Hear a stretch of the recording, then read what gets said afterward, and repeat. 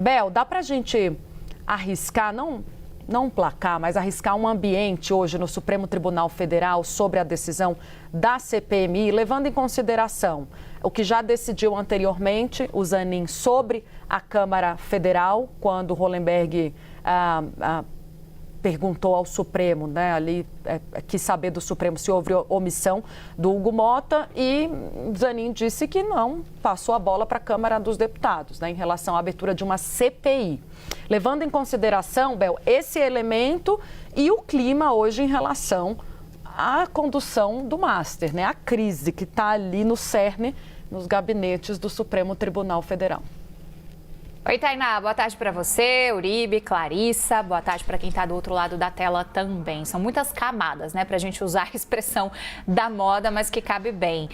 Em primeiro momento, o que há de leitura na classe política é que você forma um certo antagonismo do presidente do Senado, Davi Alcolumbre, com o ministro André Mendonça, né? Porque é uma decisão do ministro André Mendonça que atinge em cheio uma prerrogativa que a leitura de aliados de Davi Alcolumbre vem no sentido de que ele tem legítima. Ele é o presidente do Senado Federal, então se não tem sessão marcada para fazer a leitura desse requerimento de você esticar o prazo dos trabalhos, ele está, de alguma maneira, respaldado em relação a essa decisão. E, de fato, não tem sessão do Congresso. O problema é, isso também não deixa de ser uma ação política do presidente do Senado, Davi Alcolumbre, quando ele simplesmente não dá qualquer sinalização de ter uma sessão do Congresso para fazer essas leituras desses requerimentos referentes aos trabalhos da CPMI. Juridicamente, a gente tem, novamente, uma questão de embate entre os poderes. E aí é outra camada, e uma camada bem profunda. Por que é bem profunda? Porque, nesse momento, a gente está vendo ali um embate que acaba sendo gerado e que pode ser lido como uma interferência do judiciário no legislativo, porque o legislativo tem suas próprias prerrogativas, e aí os ministros, quando fizerem essa análise conjuntamente no plenário, a gente pode ter uma maioria, sim, formada de entender, opa, isso aí não é assunto aqui do judiciário, isso é assunto do legislativo, então não vamos colocar o nariz em algo que não nos diz respeito.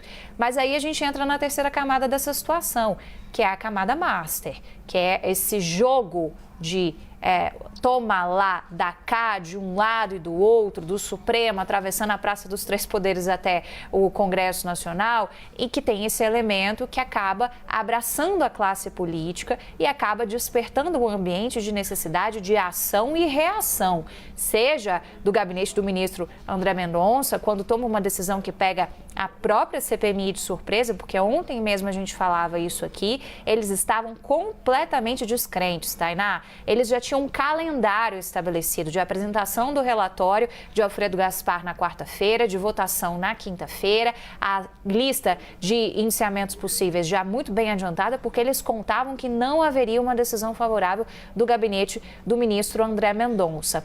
E no momento em que a gente tem a classe política muito implicada, em que vem aí uma potencial e possível, ainda estamos trabalhando no campo da possibilidade, mas uma potencial delação de Daniel Worcaro, que pode abraçar o mundo da política também, que vai ficar sempre despertando essa pauta de ação e reação de um poder para outro poder.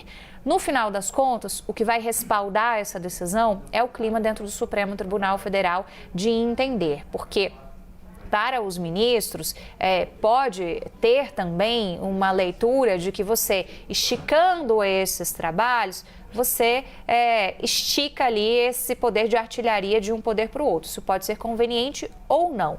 E aí, para o Congresso Nacional, tem diferentes leituras, só para concluir. Uma leitura de que, se você estica, você tem mais potencial para sangrar o Congresso Nacional. Haja vista a resistência em ter uma CPI própria do Master. E outros grupos políticos, predominantes, por exemplo, na cúpula da CPMI do INSS, olhando isso aqui como uma janela de oportunidade para fazer barulho também junto ao eleitorado.